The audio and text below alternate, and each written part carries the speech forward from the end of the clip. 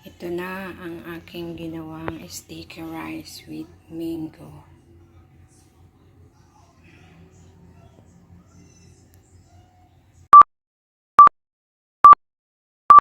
Yung magluluto tayo ng malagkit. Yan. 1 cup. At kalahati. Then, gasa natin yan. Yan, clear na yung water. So, ito na yung gas na hugas niya. So, ngayon, ito na yung ating malagkit. Sayan natin sa rice cooker. Yan. Set na natin. So, itong pagluluto ng malagkit, ano siya? Pwede siyang i-steam, yung binabad overnight. Pwede rin direct iluto na sa rice cooker. So, ikaw na bahala kung paano at kung ano ang gusto mo. Ang importante, maluto yung ating malagkit. Yan. Yan. Habang niluluto natin yung ating malagkit, magluluto tayo ng coconut milk. So, ito. And then ito. 1.5 cup. And then 2 tablespoons of sugar. And some salt. And then haluin natin ito hanggang matunaw yung sugar. So, hindi ito pwedeng patagalin dahil ito ay magmamantika. So, hanggang matunaw lang yung sugar. Yan, at least 1 minute. Yan, okay na siya. Lilipat natin ito sa isang lagayan. Okay na. Yan, ngayon, lilipat natin sa isang lagayan ito para lumamig. Yan. At di siya mag-oil. Parang hindi pala nakita ganyan. Ayan, ngayon naman, magto-toasted tayo ng sesame. Sesame seed.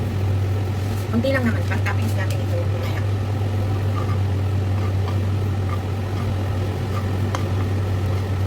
Pwede naman pag nakabili kayo yung toasted na. Kaya lang ang nabili ko hindi pa siya toasted. Kailangan ko siyang i-toasted. So, yung magkulay brown-brown lang siya. Okay na yun.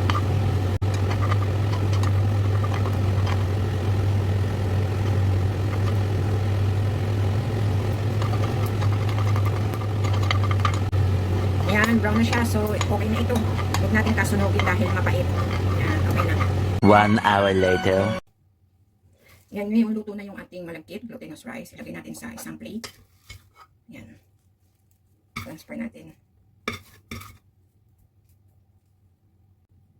So, ito na-transfer na natin lahat ng niluto. Ngayon, ilalagay naman natin itong coconut milk na niluto ko kanina. Yan.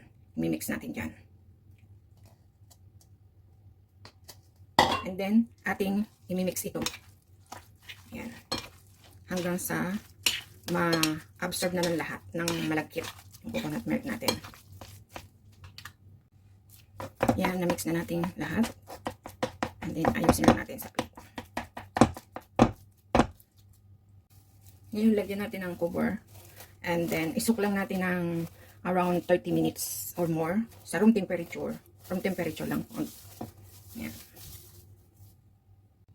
Pwede din namang huwag na lagyan ng cover pero siguraduhin lang na malinis yung lugar, hindi maaalikabukan. Dahil mainit siya eh. Baka kung summer sa inyo, mapanis. Pero basta huwag maaalikabukan. Ayan, ito yung pinaglutuan ko kanina ng coconut milk. Ngayon magluluto ulit tayo. 1 cup naman na coconut milk. And then 2.5 tablespoons of sugar. Nga pala ang ginamit ko itong light brown. So, nasa sa inyo naman po kung anong asukal yung gagamitin niyo. Pwede po yung white din. Pwede din yung ganito. So, it's up to you po. Then, haluin lang din po ito katulad ng kanina. Matunaw lang yung asukal. Hindi pwedeng sobrang tagal sa apoy. Dahil ano ba yan, yung sobrang maluluto. Basta matunaw lang po yung asukal. Bali, ito yung gagamitin natin mamaya para sa toppings niya. With mango. So, ayan. I think 1 minute lang siguro natin kung i-stir na ganito. Halo-haloin.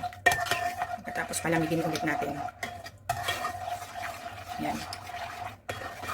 Okay na ito. Yan, okay na po ito. Yan, magluluto ko ngayon ng malagkit with mango. Yan, kakaiba po ito natin kung i-try din.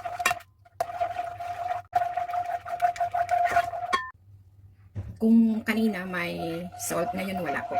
Plain coconut milk and then sugar.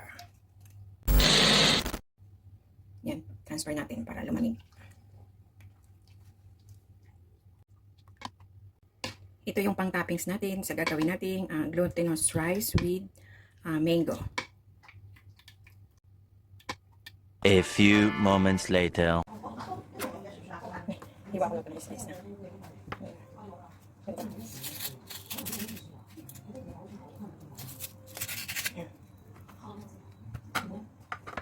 Hey, what is Then the first ganito. living thing have? What is the oldest thing in the world? Yeah, Yan. it's, Yan. it's the eye. That's the Na-remove eye. ko na siya sa It's skin. the eye. That's the eye. Yan, na-remove ko na sa skin.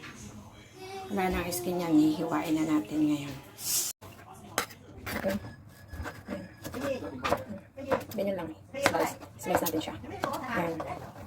Lahat. Yan. Okay. Slice. Slice lang. Yan. Okay. Yan.